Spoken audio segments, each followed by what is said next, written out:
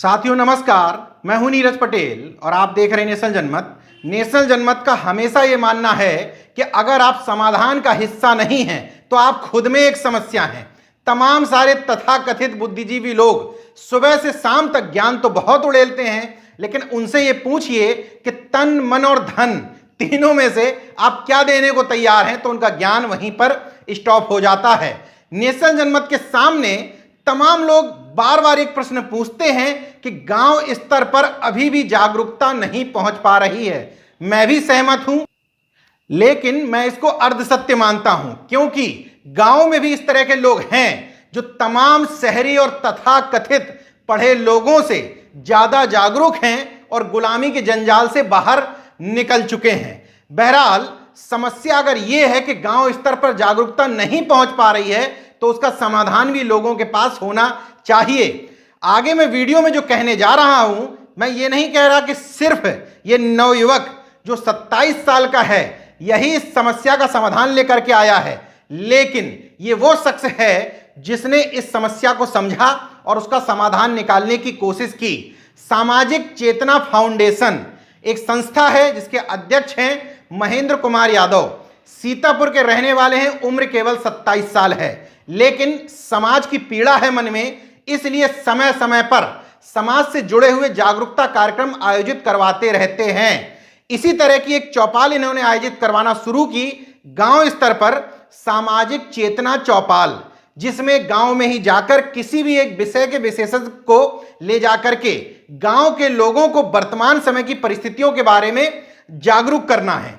क्या है पूरा एजेंडा, वो महेंद्र कुमार आपको खुद समझाएंगे, लेकिन उससे पहले आपको यह बता देता हूं कि सामाजिक चेतना फाउंडेशन बीते एक साल में तकरीबन 11 जिलों में विभिन्न इंटरमीडिएट कॉलेजों में 1 लाख छात्रों तक पहुंच चुका है। किस बात के लिए? वो सामान्य ज्ञान की परीक्षा आयोजित करवाता था और सामान्य ज्ञान की परीक्षा में भी प्रश्न पूछे जाते थे विभिन्न बहुजन महापुरुषों के जीवन से जुड़े हुए, ताकि विभिन्न समाज के बच्चों को भी वंचित वर्ग के महापुरुषों के बारे में पढ़ना पड़े, और उन्हीं के बारे में जब परीक्षा होती थी तो स्वाभाविक तौर पर पढ़ना पड़ता था। हाँ, इतना जरूर है कि उन परीक्षाओं के बाद इसमें भेदभाव नहीं किया जाता था। मान लीजिए सवर्ण वर्ग का कोई छात्र उन महापुरुषों के बारे में ज्यादा जानकारी रखते हुए अगर अच्छे अंक लाता है तो उनको भी पुरस्कार की परंपरा शुरू की गई थी। जस्टिस वीरेंद्र सिंह जो इलाहाबाद हाईकोर्ट के रिटायर्ड न्यायमूर्ति हैं, वो संरक्षक के तौर पर इस संगठन से शुरुआत से ही जुड़े हैं।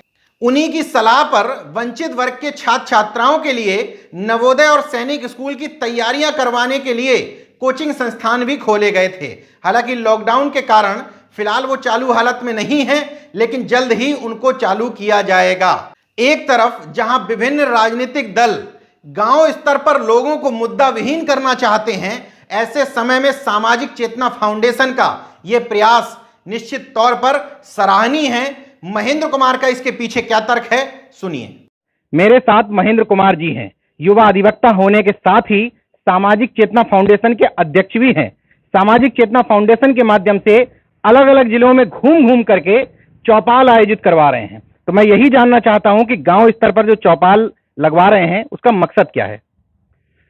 सामाजिक चेतना फाउंडेशन के द्वारा जो गांव-गांव में और जिलों-जिलों में घूम के जो चौपाल लगाई जा रही है, उसका सिर्फ यही मकसद है कि जो शहरों में रहने वाली आबादी होती है वह अपने मुद्दों से वाकिफ होती है। जो हमारे गांव में किसान भाई हैं, नौजवान हैं और काम करने वाले लोग हैं, वो अपने मुद्दों से अनभिज्ञ होते हैं। उदाहरण के तौर पे मैं बताना चाहूँगा, किसान का मुद्दा है कि उसको खाद पानी कैसे मिले, सस्ते दामों पे मिले, डीजल सस्ते दामों पे मिले, उसकी अच्छी फसल बिके, जो उसका एमएसपी होता है उस रेट पे उसकी फसल बिके, बिचौलिए उसको ना खरीदने पाएं। तो वह उन मुद्दों से भटक करके भारत पाकिस्तान, हिंदू मुस्लिम, राम मंदिर, मस्जिद, इन सब मुद्दों में उलझा हुआ है।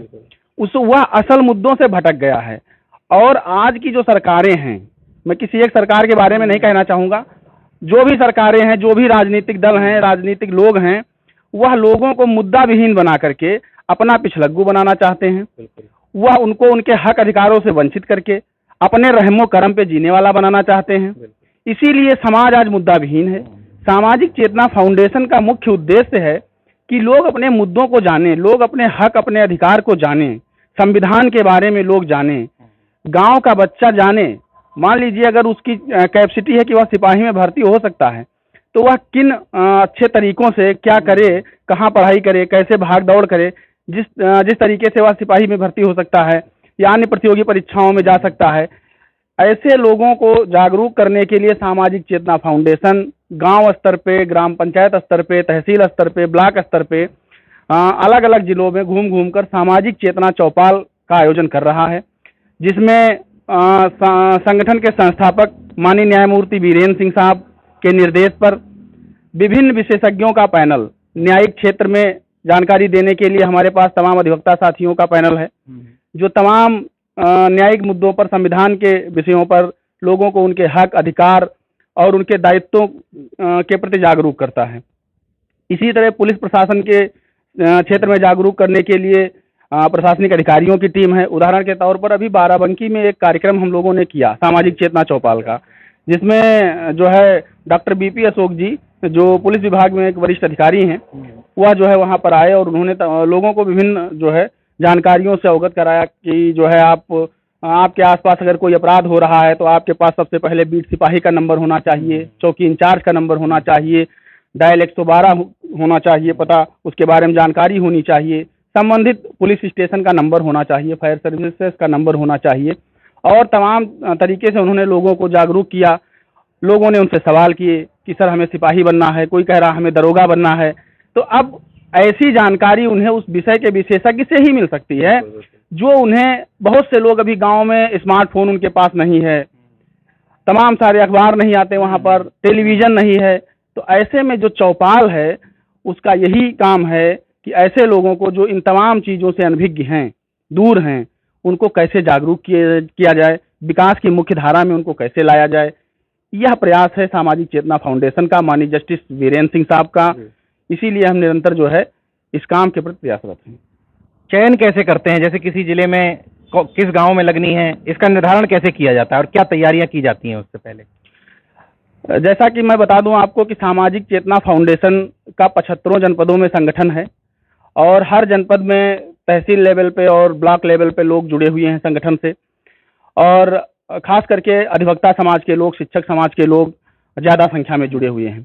तो कौन सा एरिया सबसे बैकवर्ड है, वहाँ पर किन मूलभूत आवश्यकताओं की सबसे ज़्यादा कमी है, वहाँ के स्थानीय लोगों से, जो हमारे सामाजिक संगठन के, सामाजिक चेतना फाउंडेशन के सदस्य हैं और समाज के प्रति इन मुद्दों को लेकर के चिंतित रहते हैं, उनके द्वारा उन स्थानों का चयन किया जाता है और फिर वहाँ पर एक जो है संरक्षक मंडल बना करके जो है वहाँ पर लोगों को जिम्मेदारी दे करके इस चौपाल का आयोजन किया जाता है। सामाजिक चेतना फाउंडेशन किन किन क्षेत्रों में काम करना चाहता है और कर रहा है? सामाजिक चेतना फाउंडेशन का जो एक उद्देश्य है, परम उद्देश्य है, वह समाज में सामाजिक न्याय कैसे स्थापित हो। सामाजिक न्याय अगर समाज में स्थापित हो गया तो मुझे नहीं लगता कोई चीज़ बाकी रह जाती है। सामाजिक न्याय आप हर सेक्टर में, चाहे वो स्वास्थ्य का हो, शिक्षा का हो, राजनीति का हो, किसी भी क्षेत्र में अगर आप सामाजिक न्याय स्थापित कर देंगे, सबके साथ समानता का, समता का जो है अवसर उपलब्ध कराएंगे, तो मुझे नहीं लगता कि कुछ बाकी रह जाता है। तो मूल उद्देश्य जो है वो सामाजिक न्याय स्थापित करना है और इसी क्रम में सामाजिक चेतना फाउंडेशन अपने जो है इस मूल उद्देश्य के प्रति प्रतिबद्ध है और लगातार कड़ा संघर्ष कर रहा है। निश्चित तौर पर विचार अच्छे हैं, उद्देश्य अच्छा है और उसके क्रियान्वयन के लिए टीम भी अच्छी है। आप लोग भी अगर अपने जिलों में किसी भी गांव स्तर पर इस तरह का आयोजन करवाना चाहते हैं, इनका नंबर मैं नीचे आपको लिंक बॉक्स में दे दूंगा, इनसे संपर्क कर सकते हैं और अपने गांव के लिए कह सकते हैं कि हमारे गांव में इस तरह के विशेषज्ञ की जरूरत है, तो निश्चित तौर पर उस कमी को पूरा किया जाएगा। हमसे बात करने के लिए शुक्रिया, धन्यवाद। धन्यवाद। तो अगर आपने मेरा YouTube चैनल सब्सक्राइब नहीं किया तो प्लीज़ सब्सक्राइब कर लें और उस बेल आइकन पर जरूर क्लिक करें, जिससे जो मेरे न्यू वीडियो हैं वो आप